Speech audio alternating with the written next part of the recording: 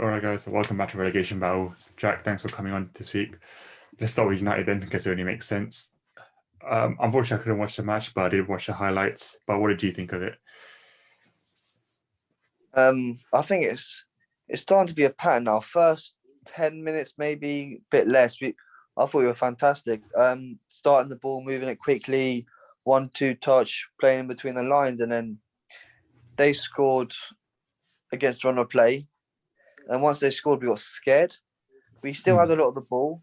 I feel like first 5 minutes after they scored the first goal, they had the ball. They were not creating, but they were like dictating the game. But then after the 5 minutes after, we had the ball, but we didn't do anything with it. We didn't have a shot on target in the first half. Yeah. I know we hit the post in the first 10 minutes, but I thought it was going to be the same old story. I would have liked to see subs at halftime because I could see where the game was going, but again, no subs. But okay, luckily it didn't matter because we scored with Rashford, and then 10 minutes to go, he brought Van der Beek on, and again, I thought that's way too late. I mean, that's one of Ollie's big flaws: his in-game management, his subs making, decision making in game is just needs to improve. But he brought him on, and then I mean, second half, I thought we were actually quite good. Again, he must have said to an half time. First 5-10 minutes, we were good out of the blocks, got that goal which we deserved, and then second half, I thought Brighton, that was their game plan. You know, you score a goal, you just defend, and they got deeper and deeper as the half went off. And as the second half went more, I was more confident that we were going to get a winner just because they got deeper and deeper. We were just bombarding their box, and we got a winner. Greenwood with his first header goal for United, so that's good, starting to improve that. And then, I mean, overall, at the moment, just the last run into the end of the league, you just need wins, don't you? But performance overall was okay, not the best, but not the worst. Yeah, but do you think it's a different side of United? Because, a lot of teams dropped points on the weekend. Chelsea, Spurs all dropped points before you guys played.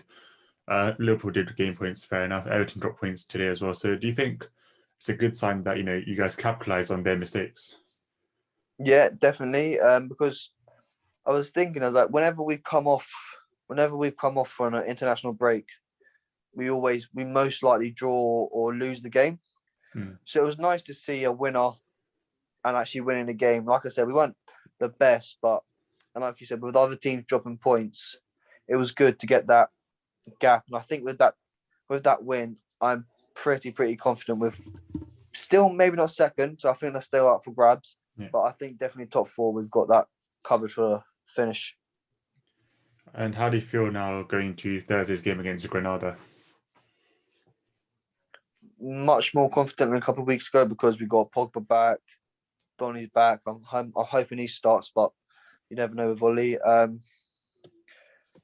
Again, Rashford just come back from injury. He played again. He had to come off, and he was walking down the tunnel. He didn't look very good. Wasn't walking very well. So I don't know if he's going to be fit, but looks like Martial's going to be out for the rest of the season as well. So, and if Cavani gets injured again, going to have to play Greenwood up top, which I think I want at the moment, but he's still 19. He's still got a lot to learn. So, but I'm confident that Granada game. I mean, I don't know too much about them. I don't watch them. I know they've got a few ex-Premier League players, but I'm confident. Yeah, I mean, it's their first ever season in Europa League. They're doing well in La Liga. They're doing well for themselves, to be fair. Yeah. So I still think you guys are definitely favourites for the game, though. But I think it'll be a bit exciting. Let's go to the West Ham game because I can bring it back to United a bit as well. 3-2 up at the moment. Right now they are sitting in fourth place, if I'm correct. But the star man again, Jesse Lingard. Declan Rice was injured for this game. I think he's out for a month now, which is a bit disappointing. But Lingard stepped up.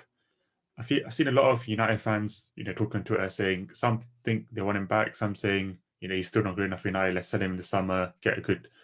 You could get a good price for him from West Ham as well. So what do you think? I mean, if it was me, I know we would definitely not do this because our boards they don't know anything about football. You put Lingard in a deal to get Declan Rice. Mm-hmm. It's just so simple. I mean, I say it's so simple. A lot can happen with contracts and stuff, but that's what you suggest. Look, I love Jesse Lingard. He's been an excellent player for United, but there's a certain point where a player, I think, runs his time at club.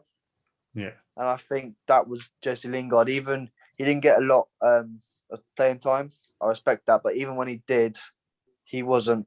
I know it's hard for players to not play for ages, come in and you expect them to do well. But even when he was given chances, he wasn't very well. So I'd probably, cash in on him. Yeah. I saw a tweet as well saying, Lingard's obviously, he went for the loan in January and he's done really well with it.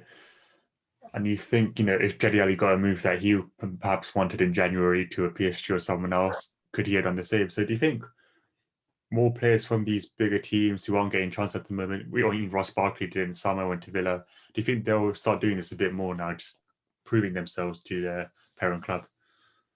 I think they've got to, because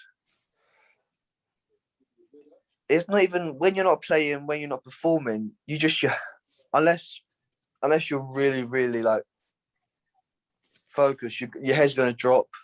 You just need to get a win. Like you see with Lingard, he's gone there, new teammates, new scenery, just like new everything, and he just remotivated, refocused, and he just playing some excellent football. So, like you said, if Dele Alli got that move, we would have seen a better Dele Alli this season. Ross Barkley, I know he's been injured recently, but when he got the move to Villa, those first month or so, the whole Villa team were excellent, but he was very good as well. So I think, players like from those clubs that aren't getting a look in as much as they were should look to maybe, even if it's not on permanent, go on loan and just, prove themselves to their manager, show what they can do, because most players have confidence in their own ability, and things don't work out for a reason. So I think it's good just to get a new scenery, like a fresh start kind of thing, just show, right, this is how good I am. This is what you're losing, basically. Yeah. And then obviously on West Ham as well, what do you think the chances are getting top four now? There's 8 games left in the season, correct? Liverpool and Chelsea still have the Champions League to play in. You guys, even though you are a bit safer, still got the Europa League as well. Leicester have been in a similar position to West Ham, just focusing on the league as well now, apart from the FA Cup. So do you think maybe West Ham should start really thinking about this and, saying top 4 is the goal now, not just European spot? Well, the more and more the games go on, because I don't want to say it wrong. I don't know how. There's not that many games left, so as games go on, if they keep picking up points, winning, staying that, then that's got to be their aim. However, I don't think they will get top 4. I think they're just. We go to that Arsenal game. I know Arsenal played very good that second half, but you don't expect the Premier League teams, how well West Ham were doing, 3-0 up, to go on to drop 3 goals. And I mean, they were 3-0 up as well, and they should be 3-3 because Wolves missed basically an open goal in the first half. So it should be 3-3. So they should have dropped points again. However, and especially with Declan Rice out for a month, that's a whole lot of games. Yeah. So I think it's going to be difficult. I think they'll definitely get Europa, but I don't think top 4 they'll get. Yeah.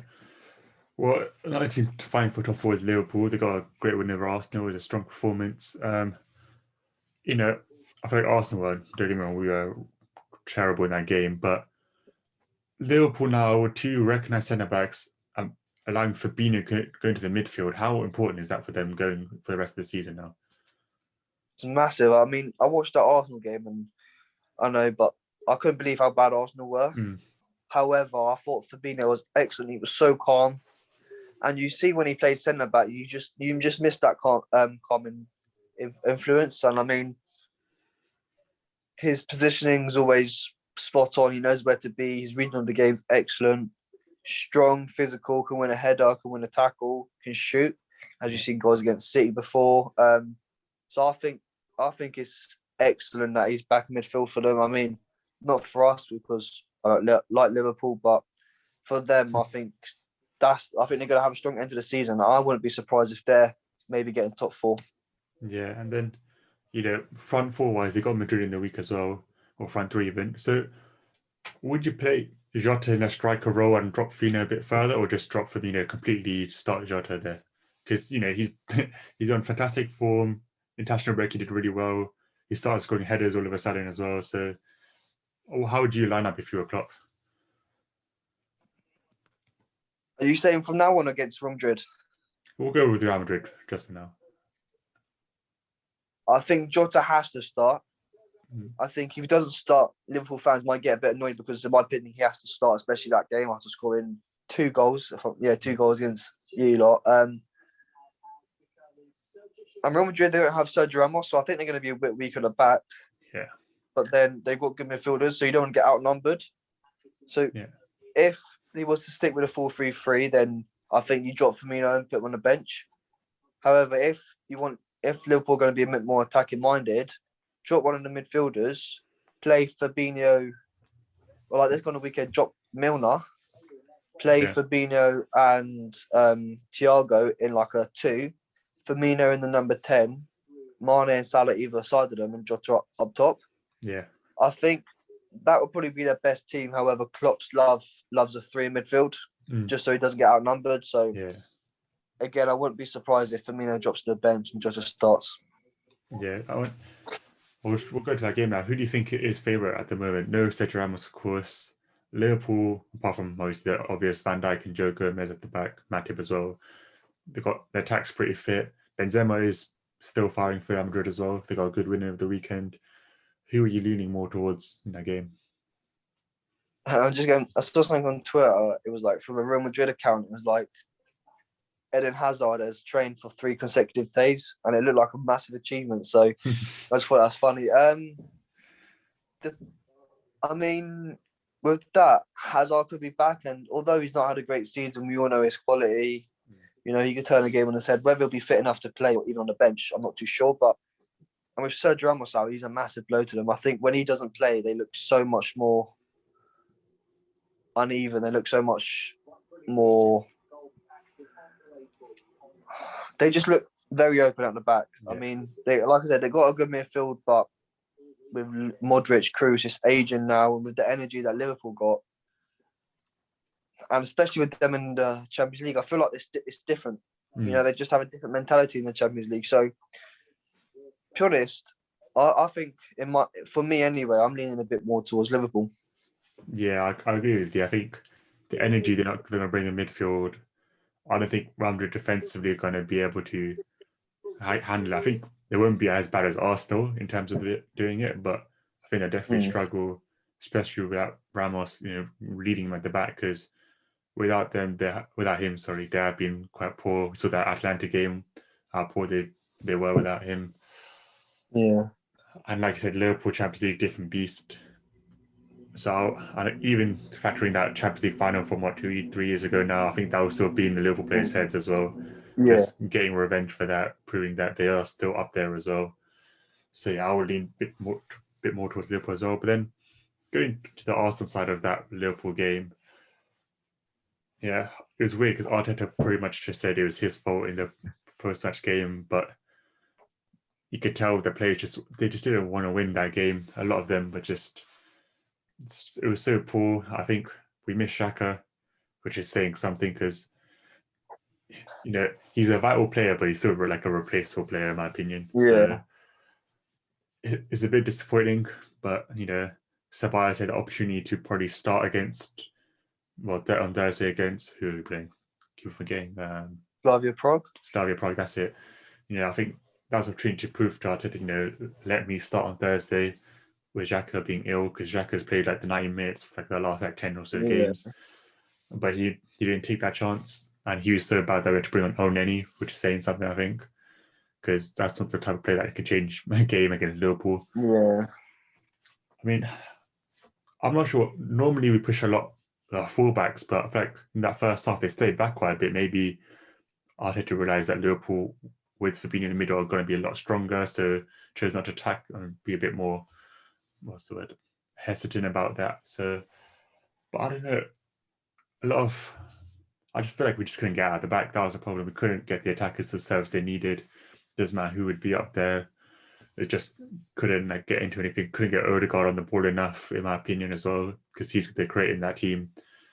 Partey did well, but after that, we just couldn't get anything going, and it was terrible, really. I mean, the only shot I can remember is Cedric's just wild effort from outside the area. It wasn't really ever going to go in. But my question is, a lot of people have been criticising Aubameyang again after that game. I personally don't think he could have done much more with what he got or what he worked with.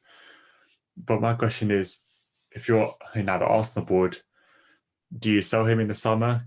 He's signed a new contract last summer. Do you sell him and try to get some money in, maybe give someone like Martinelli a bit more game time or sign someone else, or do you keep him for another season? It's a difficult one because he's a talented player. He's a very good player, but ever since he signed that contract, it's not even like, oh, he's in bad form, like his passes aren't going, his shots aren't going in. It's his work ethic. I think when I watch him, he doesn't want to run to get the ball. He doesn't want to create space for himself. He doesn't want to run in behind. He doesn't want to come short. He just wants, I'll just stand there. I'm captain. I'm not going to be, I know he got taken off, but he's like, I'm the main man. I'll just stand here, give me the ball, and I'll show you what happens. But even when he gets the ball, nothing's happening. So, and like your question, I think it's hard because of the new contract, his wages are so high. Yeah. And I bring it back to my team because obviously Arsenal more and I United more, but it's like De Gea. Yeah. It looks like Henderson's becoming the new number one, let's say, and De Gea looks like he maybe might be moving on. But it's going to be so hard to get replacement for De Gea because he's on such big contracts, such big wages. Yeah. And I think that's the same with Aubameyang. I mean, he's still a good player, but he is getting on. Was he 30, 31 now? So. Yeah. And I don't know if he's the type of guy to go and reduce his wages to play football. I don't know. I can't say that because I don't know him personally, but to me, he doesn't strike me as that person. So I think you'll have to keep him just because I don't think you'll find any, especially in this market. I don't think there's maybe Chelsea, but I don't think there's any team in real need for a striker. Yeah. So they're more like looking like a backup, and I don't think Aubameyang will want to be that. So whether or not you should, I don't think he will go. Yeah. So I think you'll have another season. Yeah, I mean, it has to be the fourth season from his standards, of course. We're used to seeing him getting 20, 30 goals a season. This season just hasn't happened for him. He has turned up in some big moments, but other times he hasn't. But I think we should keep him for at least another season purely because the loyalty he's shown to us the last season. There were clubs wanting him, Champions League playing, teams in the Champions League who wanted him, but he chose to stay, play another season in Europa League, try to get us back in the Champions League. And I think it'd be wrong for the club to sell him after he's shown us that loyalty. I think he deserves at least another season to prove that, he's sort of a good asset to us. There's still a lot of time this season left. He could easily, just turn up again in Europa League because that's still a big thing for us. If he helps us knock out Slavia Prague, whoever the next round and even win a SIP potentially, then you can still say that's a successful season even though he hasn't provided the goals for us. So I understand what you're saying about work ethic because sometimes it just looks like he doesn't care, which is a bit annoying obviously because he wears the armband, but yeah, I feel like there are other problems in the team that need solving first rather than selling the captain. So I'd personally keep him, but it is looking a bit peak for him in that sense. And also because, I think if we won that game, we could have closely got to Liverpool to 1 point, but yeah, it's another 3 points drop, is annoying. And I was sort of expecting a bit of a slow game off the international break because it normally happens with us, but not that. I was expecting something like that. Yeah, but you were not betting there. I mean, they're not terrible. I thought the first 15 minutes, I thought you were all right. But other than that, I thought that's one of the best. I thought Liverpool finishing, I think their build-up play was very good, but their finishing wasn't great. So I think, to be honest, 3-0 flattered you. Yeah. I thought they could be. I thought they could have had a lot more in that first half, but like I said, that could be the start of Liverpool's run-in. So we've got to be careful of them. Yeah, definitely. Well, let's go to probably the most surprising result of the weekend: West Brom vs Chelsea. Unfortunately, Taka didn't join us today. But Jack, Still 5-2, crying. yeah, 5-2. Even with, I mean, well, let's start with the red card decision first, because I know we have different opinions on it. So you obviously don't think it's a red card. I do, or secondary, should we say? But do you think that's still enough of an excuse for that Chelsea performance? No, I mean, a red card, it says not says a lot, but it changes a lot. Mm. But you've got to remember, they're 1-0 up. Yeah. You know, when you get a red card, all right, you don't like it, but you got to accept it. You know, that means you got to work harder for one other person. You know, you got to run that extra yard. You got to win that extra header. And I think, and especially with the player it was, I feel like with Thiago Silva coming back, I think the whole team got a boost, probably. But then when he came off, they're like, oh, what do we do now? Kind of thing, because he's a leader at the back. Yeah. So, but no, I don't. It's not an excuse. 5 goals to West Brom. I know they're a tough team to play because we struggled against them and drew 1-1 in that second game. But it's not one red card isn't an excuse. We conceded 5 goals, and yeah, I mean, I wouldn't blame it on Tuchel, but I think some of his decisions were a bit weird after that sending off. But yeah, I wouldn't say that red card caused them to concede 5 goals. Yeah, I feel like because they obviously went in at halftime 2-1 down, but I still feel like his subs were a bit more defensive rather than attacking. He was sort of just hoping that, West Brom just sort of, they are 19, so I think he was just hoping that they could just outplay them with another defensive player. But, West Brom scored some good goals, to be fair to them. I think, Matthews Pereira, to be fair, just entered the half really well. I think that completely changed Tuchel's plans as well, so I guess you got to factor that in. I don't know how much Big Sam actually played a factor in that 5-2 win, to be honest with you. I feel like the players just did what they wanted to at one point. But, yeah. It's the first time we've sort of seen Chelsea like that under Tuchel. I think, going before the game, it was like the next year at home under him, keeping so many clean sheets, conceding 5 against West Brom. I think this season could see 8 goals against them, and I think that's what's that. 32% of West Brom's goals this season are coming against Chelsea now. That is ridiculous. Especially against a team struggling like that. That could, talk about the running. We've seen Big Sam pull off some big things before. It's still looking difficult for them, but, it's just, especially before going to Champions League game against Porto, who are underdogs like West Brom were, I don't think that's going to help Chelsea. So it's going to be interesting to see their reaction on the pitch and off the pitch. Off the pitch, we saw Rudiger and Kepa apparently have a little bit of an argument in training, which has been resolved. But, I think, I'm just still in shock from that game, just watching the goals. I thought it was a bit of arrogance from Tuchel. When he got, I feel like, when he got I was watching like a Chelsea fan, and it was like,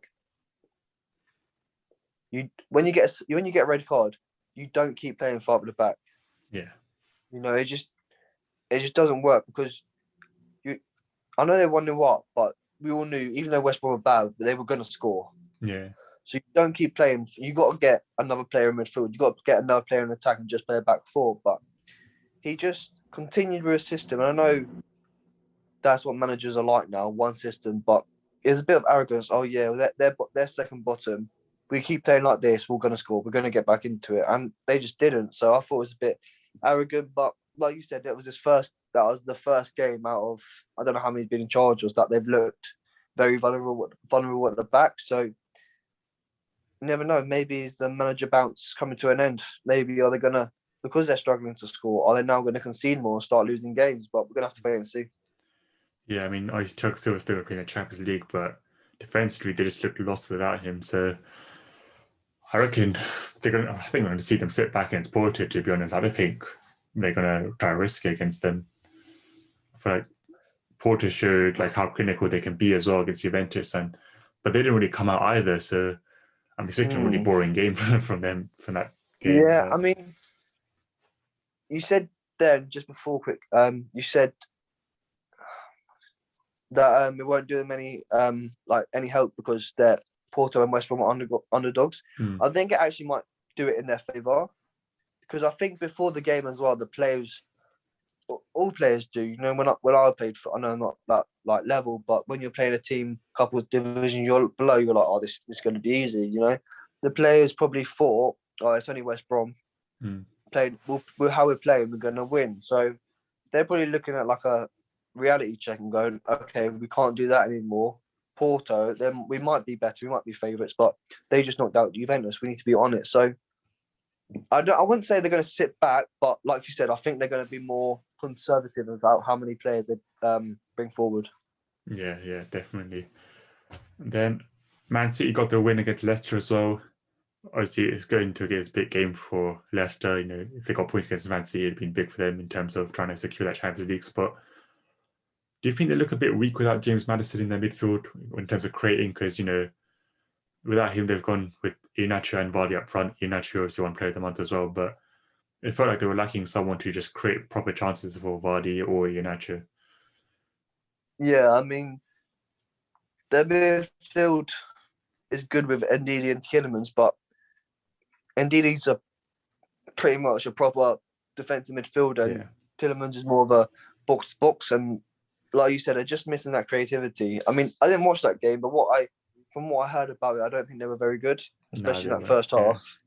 So, yeah, I think they're missing that creativity. But was he on the bench, Madison? Yeah, he just come back from injury, so it looks like that's going to be important for them getting Maddison back for the last run-in. So again, I wouldn't count them out for a top four just because they've got him back. But yeah, they did definitely miss him. Yeah. And then Man City, of course, they're still going strong. Another win on their belts. I think they need 11 more wins. Points for the title, if I'm correct. But this week they got Dortmund now on Tuesday, if I'm correct. Dortmund, we know they have a poor defence. They lost on the weekend to Frankfurt, which is a big thing for them because now they're 7 points off the top four, which is obviously important for them for keeping players and also financially. But do you think it's even against Haaland, Sancho, if he plays, it will be too easy for City purely because of Dortmund's defence? I don't think it'll be easy just because of how good form Haaland's on. But I think they'll be comfortable because, you know, City, they're going to have 60, 70% of possession every game. So they're going to create chances against that defence. However, as long as they don't get complacent and miss passes and get counted on, if they're crisp with their passing, you know, good pass accuracy, keeping it simple, waiting for the opening, then they'll be more than comfortable because Dortmund won't get a touch. Yeah. I mean, I think you said there as well that City will have most possession, which sort of plays in Dortmund's hands because they like that fast-paced counter-attack sort of style. Yeah. But I just feel like they won't get as many chances as they're going to expect with how good City are, you know, just keeping the ball, creating chances quite consistently, and then even stopping like a break before it reaches the halfway line. They're just so good at stopping that. So yeah, tactical fouls, yeah. Yeah. So I think it's going to be difficult. I think Haaland's going to be frustrated, if I'm being honest. It's going to be a good test for Stones, Diaz, Laporte, whoever they start. But I just don't think Dortmund have the good enough defense because we saw, you know, they're 2-0 up against Bayern, but Bayern just took their time and scored 4 goals in that game. Yeah. So I just can't see them really struggling too much, in my opinion. So, you know, it's not looking good for Dortmund. Like I said, 7 points off top 4, and like everything's just been said that, you know, if they don't get top 4, that's basically Haaland and Sancho out the door. So I think they have to go hard against City or do their best, try and win the Champions League. To be honest, it's not going to be easy for them, but they have to go for it. And then other one, PSG Bayern. We spoke a bit about it last week because of the Lewandowski injury, but this week we've seen, I think Verratti's been injured. Well, not injured, he's been tested positive for COVID, and so has Florenzi now, which is obviously a big miss for Pochettino. I believe both left backs might be in for the game in terms of Bernat and Kazawa, so they could be struggling in that area. Bayern still won again on the weekend against Leipzig 1-0, if I'm correct. Goretzka scoring the goal, Miller getting the assist. Do you still think Bayern will win that? Yeah, I mean, obviously, Leipzig aren't as good as PSG, but Leipzig are a good team, you know. Mm. And I didn't watch the game, so I don't know, but that they won against without a recognised striker. So again, like I said, I think it was when we spoke about it, I just said PSG's defence isn't very good, so they don't have the players. I don't think they have that. They're going to have the players to cope with the likes of Müller, Gnabry, Sane. Goretzka's run into the box as well. So yeah, I think Bayern, are still favourites in that. Yeah, I mean, we saw a poor performance from PSG on the weekend as well against Lille. They lost, I'd say 1-0. Yeah, Jonathan Davis winning the goal. Yeah. And then, Neymar getting sent off late on as well didn't really help their case going into this game. I feel like they're 3 points off the lead in Ligue 1, and Monaco closed the gap to 1 point behind them as well. So it's still close there. They're having to fight on both fronts now. It's going to tie them out even more because they don't have the squad depth really to challenge properly on both fronts. Not scoring, with Neymar back is going to be a big miss for them, because I feel like Neymar coming back was meant to be the big boost for them going into this Bayern game. But fair enough, Lille played quite well. They're quite resilient, but it just wasn't good enough from PSG. Yeah, especially with the quality players they have. Exactly. So I feel like Bayern are the team that are going to punish you quite often as well. They're so clinical when they go forward, and they're ruthless, they're relentless. They're not going to make it easy, and their midfield I feel like it's just way too good for PSG's. So I feel like it could be a bit closer in terms of Neymar still coming back, because his first game back, fair enough. But Bayern, even without Lewandowski, is just a different machine at the moment. And then I believe that is all the Champions League games: City, Dortmund, Chelsea, Porto, Madrid, Liverpool, and then PSG, Bayern. Other news from this week is obviously the Haaland stuff. In fact, Raiola was pretty much everywhere in Europe this week. He went to Madrid and Barcelona one day, then I think came over to England, spoke to a couple of clubs as well. There was a bit of rumours saying that he wants the agent fee's quite high, but also Haaland's father's getting paid quite a bit as well. But I'm not sure if there's any truth to that, but like if a team saw that, they might be a bit uninterested, saying that's a bit too much, it's a bit ridiculous really that they should be having paid that much, because that could be a different signing being bought rather than paying the player's father for no reason really, just because he wants to get paid. But I'm sure Raiola and Haaland won't really care about that at all. There's so much money in football now that teams would just be like, yeah, it's only 20 million. We'll just chuck that in there as well, just to get, just of how good he is. I mean, you probably get teams like, no, like I would, even though I would want Haaland, but 20 million. I saw you like this tweet. I think it was when it was like, if Haaland's father getting 20 million for a 15-minute job he did back in like the day. So yeah, it's just stupid.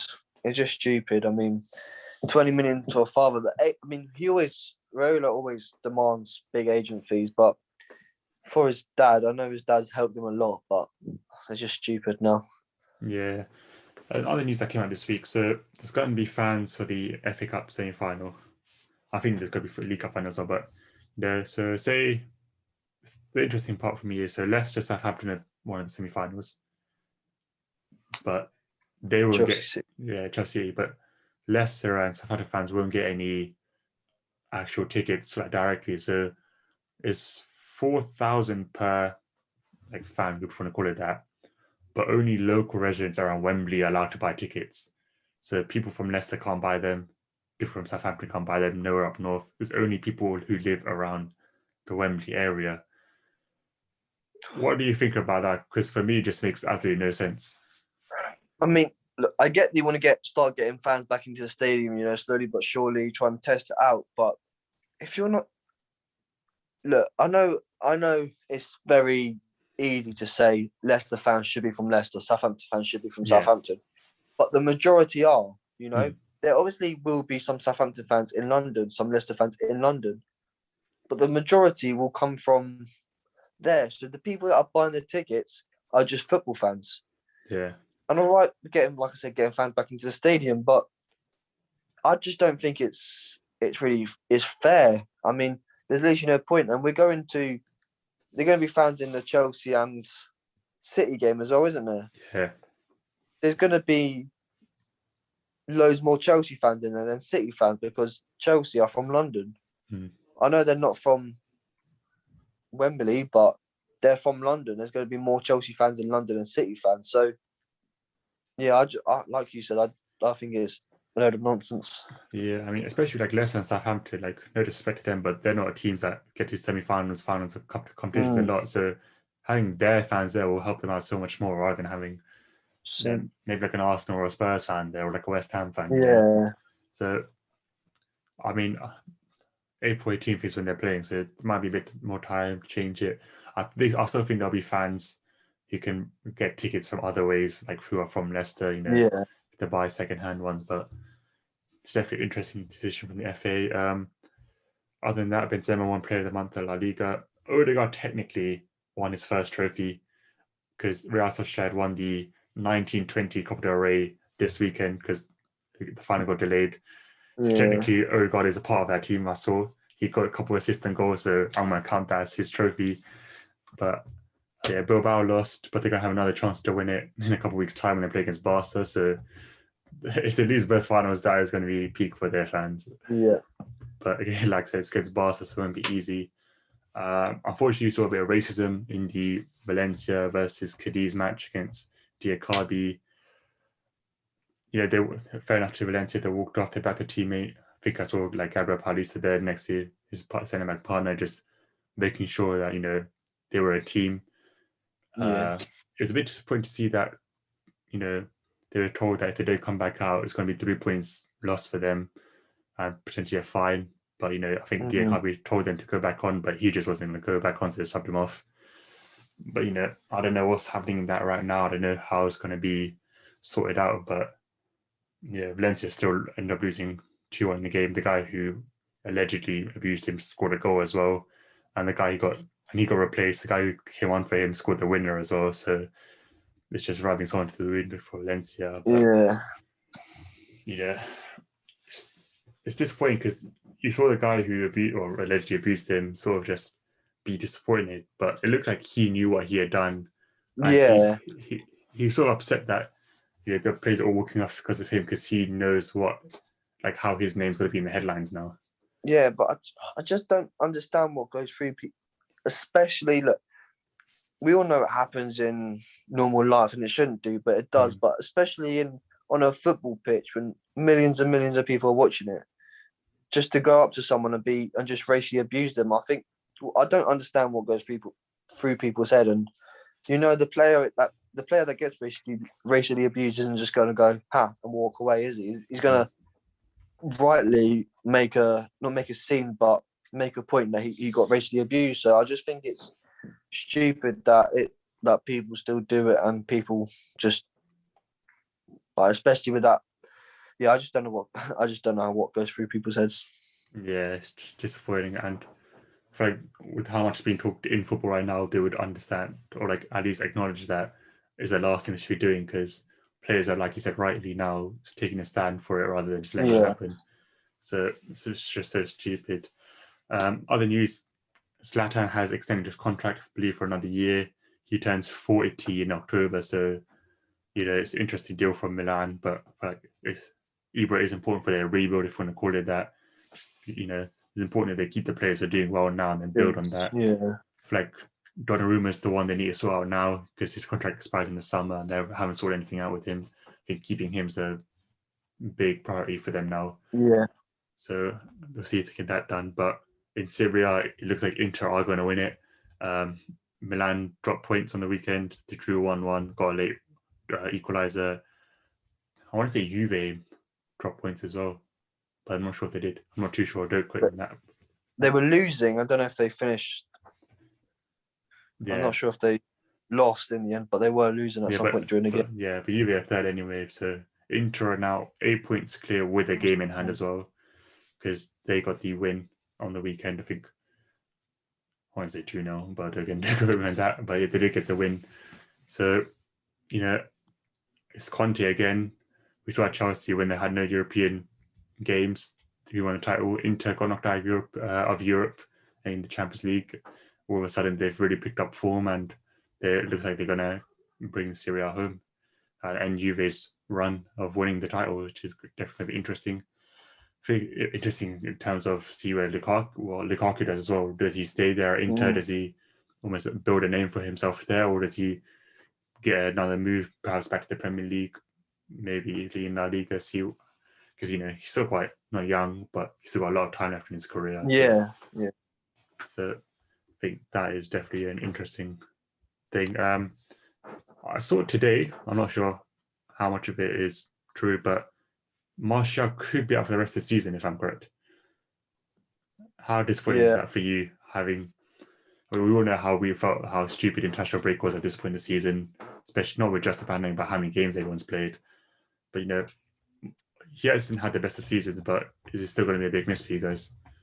I mean, people. I remember I said it one of these, and then Tom and Tyrese were laughing about it. But when we play, even though he's had a poor season in front of goal, when we play with him, we play better. And I know that's hard to say with all the with the stats against him, but the stats show that when we play better, we win more, and that's no coincidence. I mean, and I'm really annoyed that the French national team's medics and staff, because he injured himself in the 50th minute. Yeah. And he didn't come off till the 57th, and they allowed him to take a free kick during that time. And they said it was nothing serious. And then Solskjaer pre-match and said, yeah, he's going to be out for a while. Especially, it's a bit annoying, especially after they said that it's nothing serious, but it looks quite painful. And he could there was a video came out of him in a garden with his son in a knee brace. Yeah. So it looks like he could be out for the rest of the season. And like you said, it is a massive blow for us, especially with important games coming up. And I know he hasn't had the best of seasons, but he still is important to the squad. Yeah. I feel like that City game showed how you guys played better with him, even though he didn't get a goal. If the attack pretty much better with him. And we've seen a couple of players get injured at the international break. I think Kante is going to be missing the first leg against Porto. I mean, obviously, Thierry got injured against Liverpool, but he played a lot for Scotland. Yeah. And Milner, it wasn't a bad turn for Milner. You could see leg bend a little bit, but if he hadn't played all those minutes, would have happened? You don't know. A lot of manager resting players as well. Jota, I think, got not rested, but was on the bench against us because he played so much for Portugal. Yeah. And he saw that for a couple of teams, which is a bit disappointing because, like you said, it's a run-in now. It's times where, the players are needed the most by the club going to the end of the season, picking up the vital points. So, it's just more question about international break and why didn't UEFA follow what CONMEBOL did in South America and just postpone it. Yeah. So, but then I guess it would be hard to if they've postponed the Euros for another year. Yeah. And these are the World Cup. It's not like if they were friendlies 100%, but I know they've got another years, but they were World Cup qualifiers, so you have to start at some point, and they're not going to be doing it just before a European Championship because the World Cup qualifiers actually matter. So, but yeah, I do get what you're saying. Maybe they could have looked at maybe doing it straight after the season ends instead of in April where you come back the last bit of the season and people getting injured. So it is a bit stupid, but yeah, exactly. But it's what it is at this point. I think last week we did the episode before England played Poland. England did get the win in the end, 2-1. Maguire scoring the winner. I'm sure you love that. Stones made a mistake, but sort of made up for it, getting the assist for the Maguire goal. Kane was scoring a penalty. I think Southgate's, we always talk about his selections being a bit odd sometimes, but he does have a lot of hard decisions to make now. Even more so Lingard performing how he did today. Yeah. It's not going to make things easier with Grealish and Madison both coming back from injury as well. So, a lot of players have a lot of things to play for now, which is going to make it even more interesting. In Spain, it's getting interesting as well. Atletico Madrid lost in the weekend to Sevilla 1-0. Real Madrid and Barca both winning. Barca won tonight 1-0. So I believe Barca are 1 point behind Madrid, maybe 3 or 4, but they're still gaining on Atletico, who are struggling at the moment. So things could be opening up there. Perhaps Simeone is, if he doesn't win it, I think I would ask questions about it because I don't think Atletico Madrid fans will want to just be that team who's just sort of challenging Yeah, there. and then now it's probably they would have wanted to win this title, seeing how far ahead they were at one point. So if they bottle it, I think it's going to be very disappointing for them. Yeah, I mean, if his mum, like his football's just so anti-football. Yeah, and and if I'm Joao Felix, I'm looking at it as well, like why would I want to stay here if he's going to play this kind of football? Because it is a bit wasted. A lot of people criticize Joao Felix, but if the team's playing that kind of football, what more can you do apart from just go with what the manager says? But yeah, I think that's all from this week. Well, actually, we've got Europa League ties coming up, so I almost forgot about the better European competition. Come on. Almost forgot. How do you think Arsenal will fare now going to Slavia Prague after the Liverpool game? Slavia Prague, they're quite clear in their league. Like they pretty much won their title. They've beaten Leicester. They've beaten Rangers, two British teams already. There's a bit of obviously controversy in the last game as to the racist abuse against Glenn Kamara. A lot of football fans want Arsenal to sort of, avenge him. I don't know if that will happen by the way we're playing football. But, Slavia Prague, they've been a threat in the last few seasons, Champions League and Europa League. So, do you think Arsenal should still see it through You should, because, well, I said they're good result against Leicester, good result against Rangers, but you just got a much better team, a much better squad than them. So, in theory, you should. I mean, these two games against them are probably your biggest games of the season now, because with that loss to Liverpool, I think you've probably got maybe Europa to play for, but pretty much nothing else to play for in the league. Yeah. You can't go too many more spaces down. You can't go many spaces up. So I think Europa League is where you've got to focus on and try and win. I do think you will win. However, if you keep making those mistakes, those pass it around the back and silly mistakes, then obviously it won't end well for you and you could lose. But on paper, you should win. And do you think, United in particular, are going to keep an eye on Ajax because they're playing some good football at the moment? Even though I sort of think Haller can play in the Europa League because they didn't register him, so that's still going to be a big miss for them. But do you think Ajax are on your side of the draw, so you're keeping an eye on them as well a bit? 100%. I mean, like I said, they lost. They got to the semi-final and won lucky against Spurs, and then lost two of their best players, and then lost another one to Donny van der Beek. So, and then Ziyech as well. Sorry, so that four big players lost, and they're still doing well. So they are a worry. However, I would still feel like we're favourites against them. Yeah, and I think we still should go through. However, yeah, you got to be a bit worried about them. Yeah, I almost forgot as well. Tottenham did drop points this weekend. It's important to put that out there. We'll talk about it next week at the time. It was good to see because I missed the game, checked the score, I saw Joe Woodard got the equaliser as well, just made it a bit better for me. But it must be just so demoralising from a Spurs perspective. Looking back at what they were early in the season, there were shouts for a potential title charge or like at least contention that disappeared very quickly. They're still in a shout for Europa League spot, no, Champions League spot. Sorry, they're still there, but there's also a chance they might not get Europa League at this point if they keep going like this. Newcastle, a team who've been struggling, they're fighting for safety. I think I saw they got 22 shots away, which is very unlike Newcastle. Joel Linton scoring a goal is very rare as well. I think that's important to point out. And even with Kane scoring goals, if they're still not good enough to get the 3 points against Newcastle, is it the manager? How worried should they be if it is? What do Spurs do now for the rest of the season? Well, go back to your point. I think they were right to talking about maybe challenging for the league because they had such a good start to the season. I know they drew to Newcastle in the start of the season, but where they were top at some point for quite a bit. They were playing some good football, destroying big teams. Man City destroyed us, beat you. So they're playing some excellent football, and it was just, I think, going into December, I think December they had a poor month. In January they weren't great. Picked up a win here and there, and then they're not being great. I mean, and I watched the game and they weren't great. I mean, they're lucky to get a point. Mm. They were lucky to get a point. I mean, that's also I totally agreed with it. Newcastle were the better team, but Spurs had Harry Kane.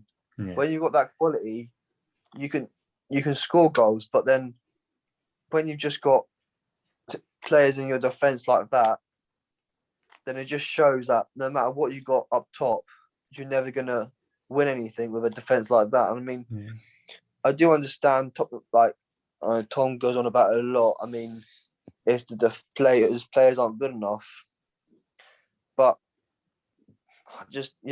I think overall they weren't great, and they were lucky they got away with one. Yeah, I mean, they got lucky. It's just Newcastle. That was the thing. They've been so poor in recent weeks. You saw Brighton, who are around the same place as them, just absolutely bad. Then 3-0.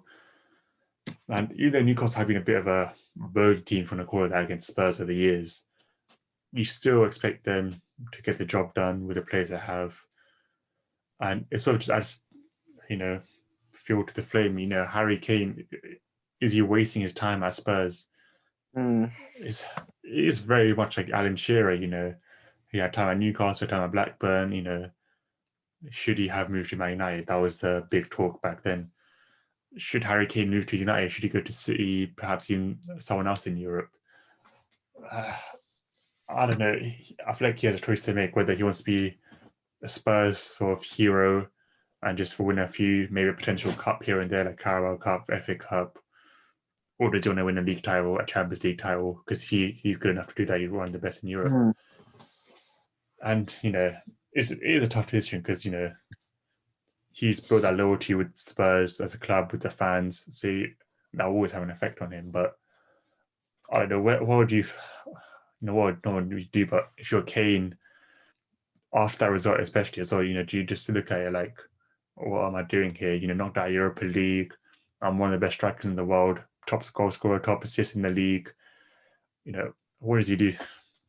It's so hard. I mean, it reminded me of Haaland a couple of weeks ago when he scored 2 goals, but they drew 2-2 and he just stormed off the pitch at the full-time whistle. It's like, I'm doing my job. What else can I do? I mean, like you said, he's top goal scorer, top assister, and they're fighting for Europa League.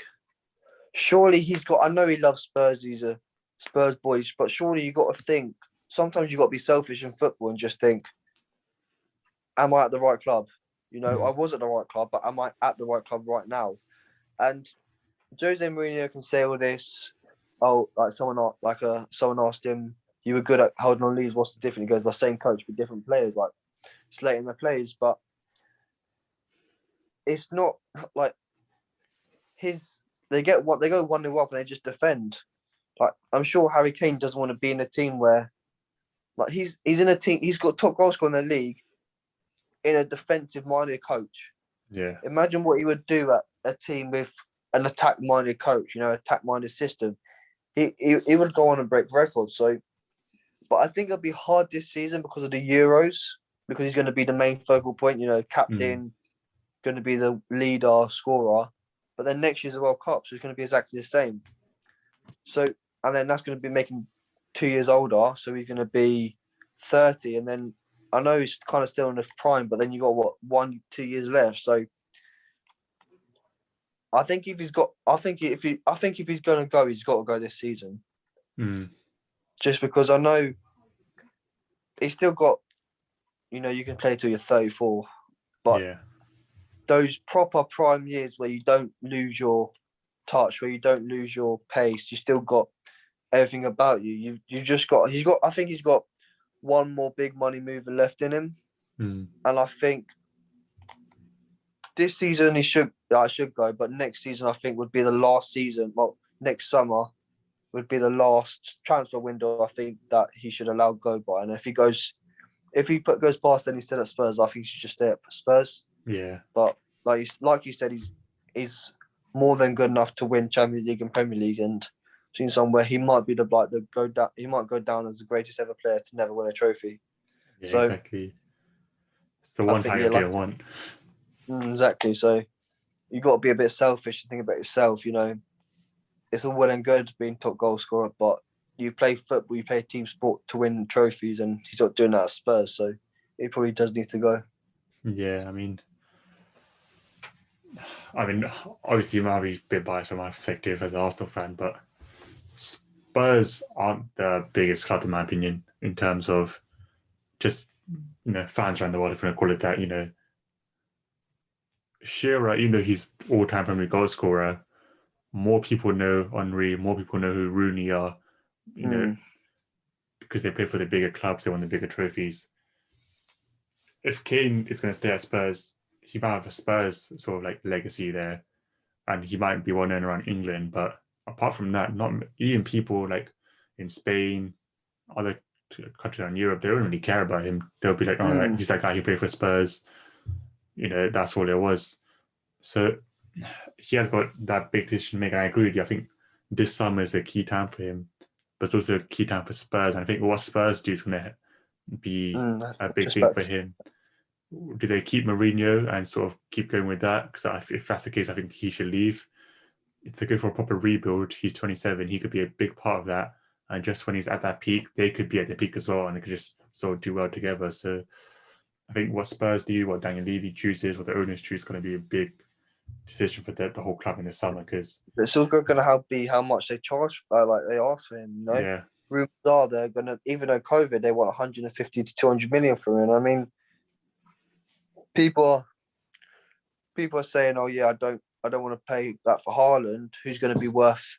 If football carries on going where it's going, he's 21. In 6 years' time, he's going to be worth over 200 million. So, and they don't. So, although it's going to be a lot of money now, they're going to earn a profit. So, Harry Kane's going to give you the profit on the pitch. I know that, but that's still a lot of money. And yeah, you can say he's one of, if not the best striker in the world. It still is a lot of money, especially in this market. So he's got to think about himself. So whether he go to Levy and go, "Look, I love this club, but I do want to leave. Can you lower my asking price?" Levy can go, "No." Can be like, "Fine, I'll stay here," but that's not his career gone, but that's his chance of winning a trophy a lot less. Yeah. A lot less happening, especially if Mourinho stays.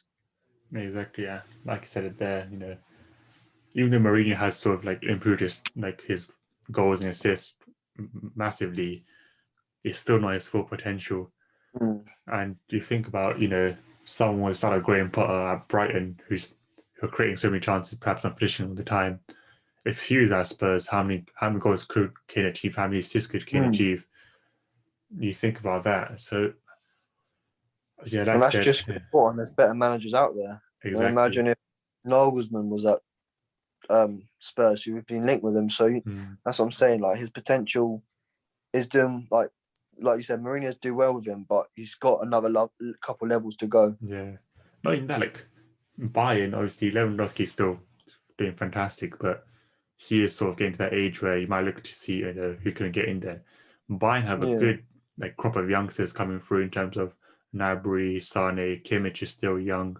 They've got a lot of good young defenders, and like Alphonso Davies coming through as well. Pavard's there. Goretzka's not exactly old. He's sort of in those years now. You put Kane in that side, Muller's still only 30 or 31, by the way, so he's still got years left.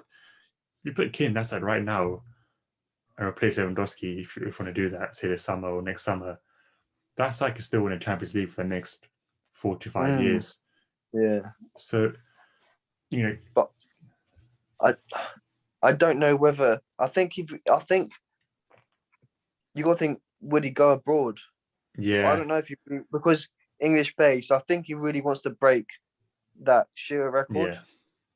So I do think he wants to stay in England, but then that's where I think Pep said the other day, like he got asked about Haaland. He said, "That's too much money. I mean, we play a lot, but at this moment in time, we're not buying anyone that worth." He said, "Maybe in a couple of years, you'll see us spend one player on 100 million." So it doesn't look like they're going to buy Kane.